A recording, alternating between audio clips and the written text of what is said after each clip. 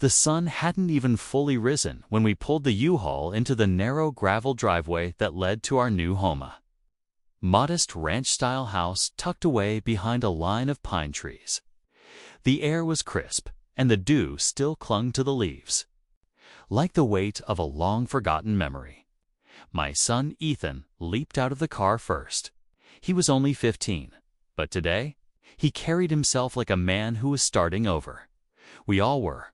We had moved here to escape the noise of city, the chaos, the people who had taken too much from us. After what happened with my father's estate and my brother's betrayal, this was supposed to be our clean slate. Just my wife, my son, and I. A place where we could build a life without judgment, politics, or control. Just peace, or so we thought. Ethan walked around the property, wide-eyed, taking it all in. "This is ours?" he asked, running his hand along the porch railing. I smiled, ruffling his hair. "All of it, bud. Ours to protect, to grow, and to finally call home." That moment lasted 5 minutes as soon as I stepped out and began unpacking the first box. A sharp, clipped voice called out from across the street. "Excuse me." It barked like an alarm. I turned around and saw Hertha, a woman who would burn every ounce of our patience over the coming days. Short, stiff blonde hair, a buttoned-up blouse, 2 sizes too tight, and a clipboard clutched like it was a weapon. She marched across our lawn like she owned it. "You can't just start unloading without checking in with the HOA, she said flatly. "That's not how things are done here." Blinked. "We bought this property outright. It's not listed under any active HOA." She gave a small, smug smile. "It's a recent amendment. The Pinebrook Meadow Association voted to expand jurisdiction last quarter. We absorbed this stretch." I could feel my wife tense beside me. She hadn't said a word yet, but I knew her well enough to recognize the way her fingers twitched near her waistband. Years of disciplined federal-level discipline had trained her to wait, to observe. But even she was already reaching her edge. "I'm Karen Vallis, the woman," added, as if her name carried weight. "I'm the president of the HOA. You'll need to register your family and pay the initiation dues, and I'll need your son's name. He'll be expected to attend the mandatory neighborhood orientation for youth members." That's when my wife stepped forward, calm, controlled, lethal in her silence. "We're not interested in joining any association," she said evenly. Karen's lips curled into a fake smile. "That's not really how this works, ma'am. You don't get to choose. We've already filed the paperwork. Your house is under our regulation now. Your son will need to sign. It's a safety protocol. We like to keep an eye on who's raising kids in the neighborhood." That sentence sliced through me like cold steel. We'd come here to keep Ethan safe, to rebuild a sense of normalcy after what he'd seen. The night terrors, the therapy, the confusion. He didn't need another adult trying to leash him. Needed breathing room. I stepped between Karen and my wife. "We won't be signing anything. Please leave our property." Karen stared at me for a long moment before backing away. "Fine," she said, tight-lipped. "But don't be surprised if you hear from the Neighborhood Enforcement Board soon. And next time, don't block the sidewalk with your vehicle. It's a violation." As she disappeared down the road, Ethan looked up at us, a shadow of confusion on his face. "Did we do something wrong?" "No," my wife whispered, eyes never leaving Karen's back, but she just did. That evening, while Ethan slept upstairs, my wife sat at the kitchen table, pulling files from a black briefcase that hadn't seen daylight in years. Her badge lay in the center of the table, cool, metallic, a reminder of a past, she thought, she'd buried. She looked at me, the flicker of her old self in her eyes. "She doesn't know who she's dealing with." I nodded. "Neither do her friends." And just like that, our new chapter began, not with a fresh start, but with a warning. The next morning, a thick white envelope was wedged into our mailbox, no stamp, No postmark. Just the HOA logo and our new address printed neatly on the front. Inside, we found a letter titled Notice of Noncompliance and Intent to Fine. Apparently, we had violated 3 regulations already. Failure to register our son with the Youth Civics Initiative. Unauthorized moving truck parked for more than 45 minutes. Lawn length exceeding HOA standards by 1.3 inches. My wife laughed, a cold, joyless kind of laugh. Does she think a piece of paper will scare us into submission? Shay said, tossing it on the table. I was about to speak when Ethan walked in, bleary-eyed, and looked at the envelope. Is this that woman again? He asked. Yeah, I said, trying to sound casual. She's just nosy. But Ethan's face didn't relax.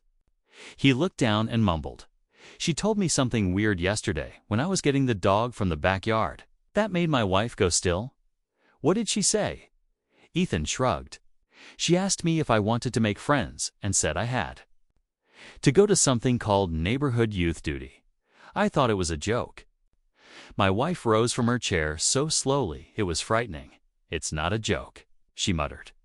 She spent the next 2 hours in her home office which, till now, had just been a spare bedroom with a desk and a locked file cabinet.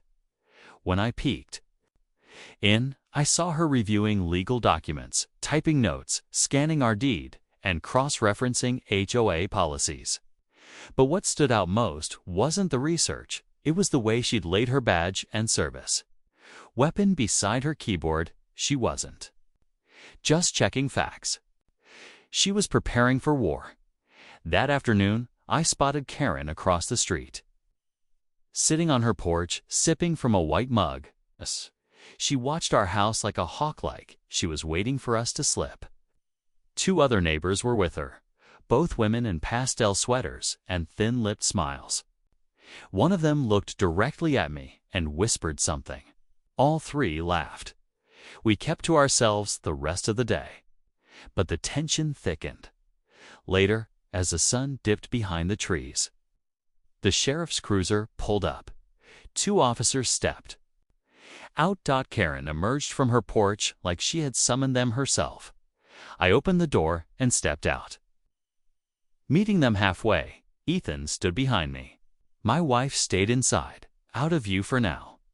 Sir, one officer began, we've received a complaint from the HOA regarding non-compliance and some concerns. What kind of concerns? I asked flatly. He flipped open a small notebook. Failure to follow new association protocols. Potential obstruction of youth participation programs. And, he added, pausing uncomfortably, suspicious behavior. Ms. Vallis says there's been aggressive undertones coming from this residence. I almost laughed. She sent us a threatening letter yesterday. We just need to make sure everyone's safe, sir, the other officer said, and that's when my wife stepped out. Not quietly, not meekly. She walked past me and stood between me and the officers. Holding out her badge, the wind caught her hair just enough to give her silhouette weight. My name is Agent Nadia Reyes, she said calmly. I'm a federal agent with jurisdiction over property rights violations and abuse of public authority. If you'd like to verify my credentials, I'll wait. The 2 officers stared at the badge. Karen's face paled from across the street. One of the deputies scratched his head. We weren't made aware of your status. My wife tilted her head. That's because you weren't supposed to be involved. This is a civil matter. But since it's escalated to harassment and potential coercion involving a minor, my son, this is now a federal concern. Karen took a few steps forward, voice cracking. I didn't. I was only enforcing the rules. My wife didn't even look at her. Instead, she addressed the officers again. Do you have any questions? They shook their heads, mumbled apologies, and retreated to their car. Karen, meanwhile, froze like a deer in headlights, silent for the first time. My wife turned to her with calm, lethal precision. Next time you send someone to my house, make sure they have a warrant or a law degree. Otherwise, stay off my property." Karen backed away, visibly shaken. That night, as we sat around the fireplace, Ethan finally asked what we were all thinking. "Are we really safe here?" My wife reached across and held his hand. "We will be, but safety isn't given. It's defended." And that's when I realized Karen had no idea what she'd walked into. She thought we were just another quiet family. She didn't know she'd picked a fight with a mother who had trained to protect entire communities and would now use every ounce of that strength to protect her own. Karen didn't show her face for 3 full days. Not once. Not a smirk, not a wave, not even a passing glare through her window. But Pine Brook Meadows had a rhythm.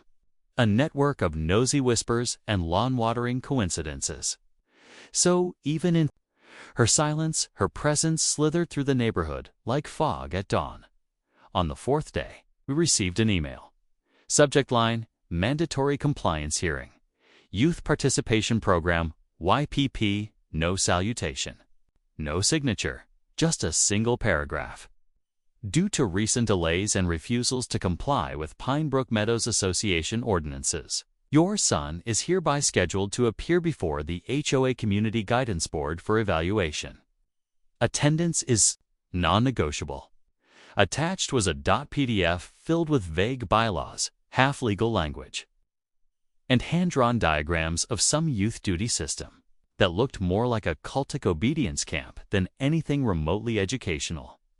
Rotating chores, neighborhood surveillance, weekly check-ins with adult sponsors, and worst of all, voluntary isolation sessions for behavioral correction. It was sick. She's trying to break him. My wife read every word twice, then a 3rd time, not saying a thing. Her jaw was tight. She didn't blink much. "Karen's trying to box us into an overreach scenario," she finally said. "She's manufacturing escalation. She knows if we refuse again, she can move for civil injunction and try to get Ethan listed as non-compliant." On public records, my gut turned. That label would follow him forever. I looked at her, panic creeping in. "So what do we do?" She stood up, calm as ever. "We attend the hearing." "What?" "Ali, go in. On their turf, but we don't play their game." The day of the hearing, we arrived 10 minutes early at the HOA Community Center, beige monstrosity, with too much fake brick and a water feature that hadn't worked in years. Inside, folding chairs circled the main room. A projector glowed. Against a blank wall, 4 HOA board members sat behind a folding table, clipboards in front of them. Karen, of course, was seated in the middle wearing a pale blue pantsuit like she was testifying before Congress. Ethan sat between us, his fingers twitching nervously. "Relax," I whispered. "I don't know who they're messing with." Karen stood, cleared her throat, and began reading from a flimsy sheet of paper, as outlined in Section 4C of the Pine Brook Youth Integration Policy. All minors residing within HOA boundaries must attend bi-weekly character development and accountability sessions beginning within 14 days of residency. Failure to comply may result in community penalties, non-participation fines, and educational flagging. She looked at Ethan with a patronizing smile. "Now, young man, we want to help you thrive, but we need your cooperation." My wife didn't let Ethan answer. She stood slowly and placed a sealed envelope on the table in front of Karen. Blinked. "What's this?" "A cease and desist notice," my wife replied coolly. "Drafted by federal counsel. It outlines the multiple violations your HOA is currently committing: attempted coercion of a minor, harassment, illegal property, boundary annexation, and abuse of pseudo-governmental power." The room fell quiet. Karen's face twitched. "That's absurd," she said. "You're just trying to intimidate us." My wife pulled her badge from her blazer and placed it flat on the table. "My name is Special Agent Nadia Reyes. I am not trying anything."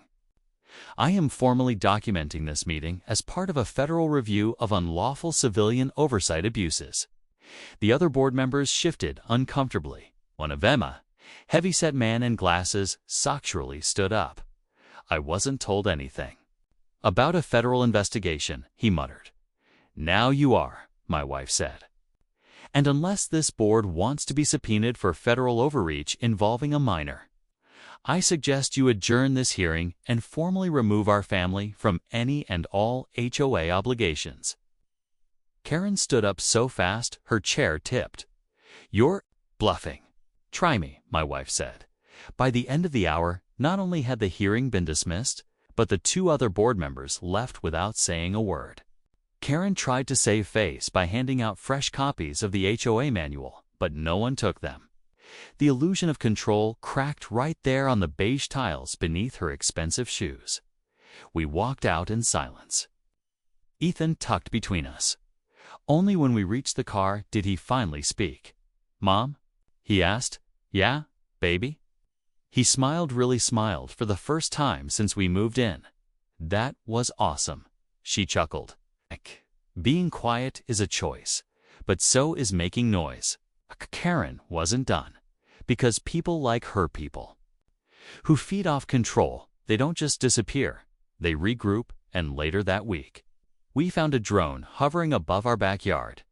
Then the anonymous calls started, and then Ethan went missing for 2 hours after school. He came home shaken, saying someone in a black SUV followed him from the bus stop. That's when it all changed.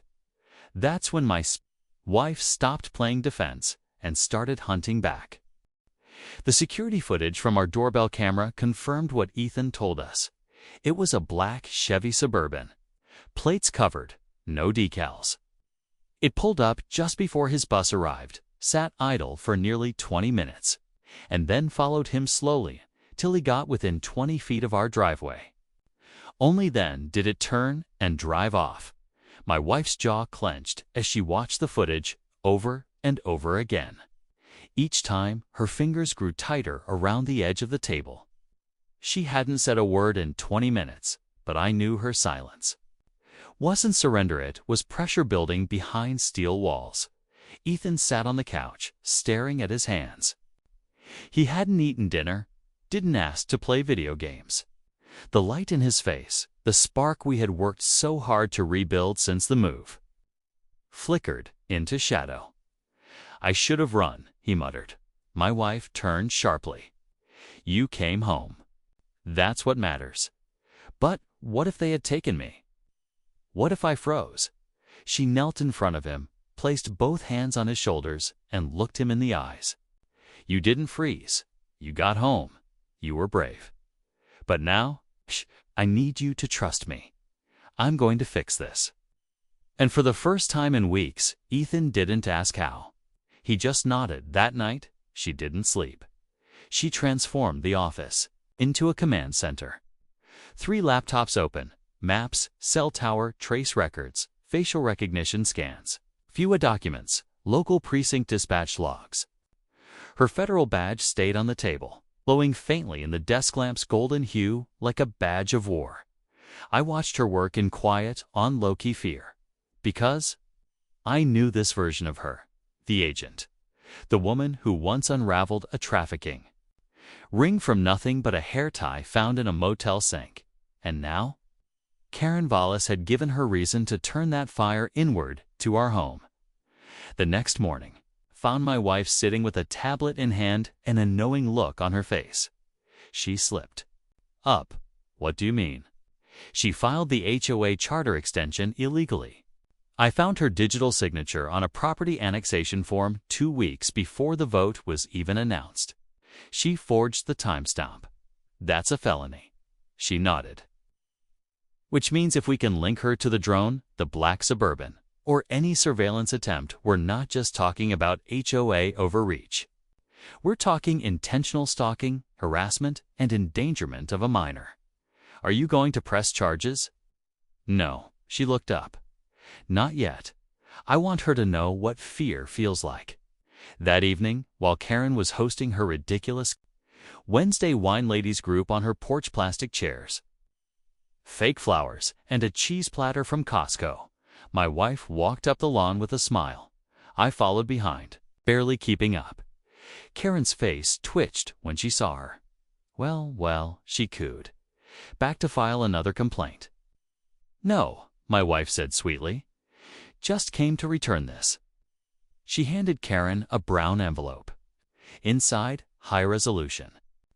Prints of the black SUV, license plate, time-stamped, cross-referenced with the local property. Cameras. Karen paled. My wife leaned in. You put my child in danger. I have no idea what you're talking about. You should know, she said with a calm smile.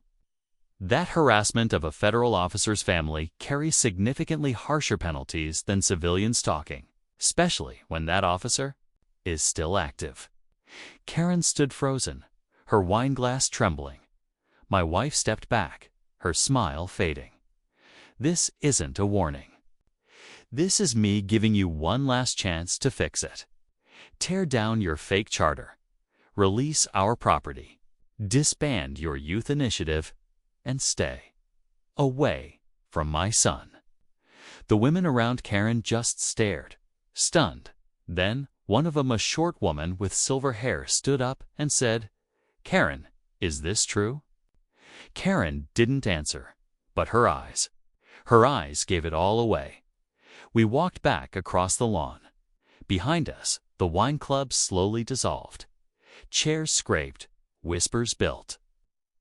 At least 2 women packed up and walked out.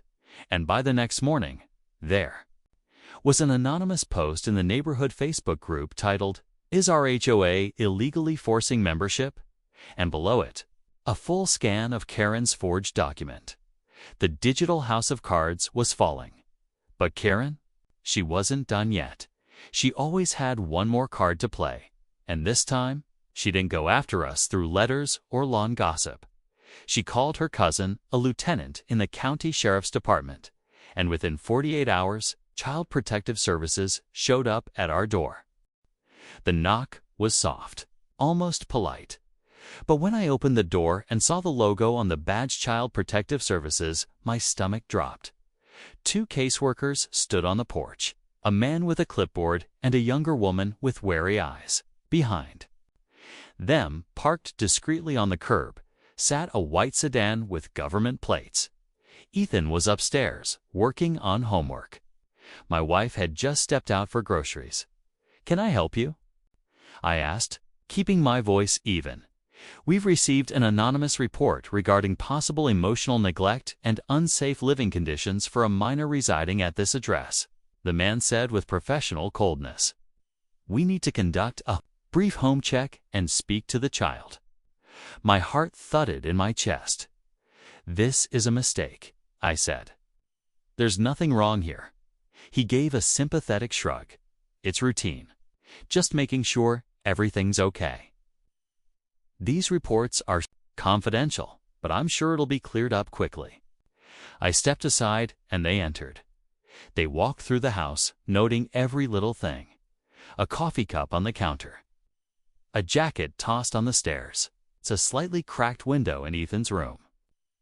They asked him a dozen questions. Was he happy? Here? Did he feel safe? Did we ever argue loudly? Ethan, to his credit, answered calmly. His voice didn't shake. But when they left the room to debrief, he came downstairs and clung to me like he hadn't in years. I didn't do anything wrong, he whispered. You didn't? I said, trying to hide the tremble in my own voice. When they left, they said we'd get a follow-up call in a week. Until then, our case would remain open. I shut the door behind them and called my wife. I didn't even get the full sentence out before she said, I'm on my way. She came home with nothing but a manila folder and fire in her eyes. They used Ethan's school records, she said. Someone filed a concern based on academic disengagement and emotional withdrawal. Both lies, both timed perfectly. After that HOA hearing, I stared at her, my jaw clenched. How can they do this? Just walk in and question him. She can't. she said. Not without due cause, not on hearsay, not without investigation, unless someone in law enforcement signed off. And that's when it clicked. Karen's cousin. Her little power move. They couldn't beat us legally. So now they were trying to ruin us administratively, break us from the inside. But my wife didn't panic. She built a response file that night. Evidence logs, legal affidavits, past HOA correspondence. She recorded Ethan's statement, outlined the entire timeline. It included letters of reference from 3 of Ethan's old teachers. She even added a sealed letter from her own federal department, verifying our family had no red flags. Then she called in a favor from someone higher, way higher. The next morning, we drove to the regional CPS office. My wife carried the file like a sealed indictment. Inside, she requested a meeting with the case supervisor. The receptionist said they were booked, so my wife placed her badge on the desk. Suddenly, a door opened. The case manager, a tall woman in her 50s, listened carefully as my wife calmly laid out every detail. The forged HOA documents, the drone, the black SUV, the illegal youth duty program, the sheriff's cousin signing off on a CPS complaint without cause. The supervisor's jaw tightened. "Ma'am," she said finally, "if even half of what you're claiming is true, this entire branch could be looking at an internal review." My wife leaned forward. "It's all true. And I'll give you the files. But only if this case is closed today. My son is not a pawn, and neither am I." There was a long silence. Then the supervisor stood and shook her hand. "I'll take care of it." That night, a letter was hand-delivered to our mailbox, stamped and sealed. Notice of formal closure case involving minor Ethan Reyes. No further action will be taken. And beneath that, handwritten, "We apologize for the intrusion. This should never have happened." My wife folded the letter and placed it on our fridge with a magnet. Then she opened a bottle of wine, poured 1 glass, and said, "Now it's my turn." What followed wasn't loud. It was methodical. She began filing, officially, a complaint to the HOA board regarding Karen's forged documents. A civil suit filed through a pro bono legal group for property harassment. A federal inquiry into misuse of HOA powers to intimidate residents. And a quiet email to an investigative reporter in the city. Within a week, things started cracking. 1 of the HOA board members resigned. Another posted anonymously in the neighborhood group, hinting at deep corruption and targeted families. And then, Karen's cousin was suspended without pay pending review of unlawful sign-off on the CPS complaint. The dominoes had begun to fall. But my wife, she was just getting started. The HOA town hall was scheduled for the last Thursday of the month. Normally, no one paid much attention. It was a formality excuse for Karen to flex her artificial authority in front of sleepy retirees and bored homeowners, too polite to challenge her. But this time was different. Word had spread. Whispers about Karen's forged documents, the illegal youth duty program, the CPS stunt. Even the black SUV surveillance had become dinner table gossip. A few brave neighbors began posting screenshots of the HOA charter with notes like this: "Never passed a vote," or "Where is this rule even from?" My wife had printed every one. That Thursday night, the community center wasn't just full, was packed. Folding chairs had to be dragged from storage. People stood along the walls. And still, more lingered in the back hall. Karen stood at the front of the room, wearing a stiff navy dress and her signature smugness. She tapped the microphone twice. "Good evening, everyone," she began. "Let's keep tonight's meeting productive and civil. We have a few announcements about upcoming compliance check." My wife stood up in the second row. Karen stopped mid-sentence. I move to amend the agenda, my wife said calmly. Item 1. Discussion of board violations and misconduct by the acting HOA president. A ripple moved through the room. Some gasps. One audible yes. Karen's smile flickered. This isn't the time or place for personal vendettas. My wife held up her folder.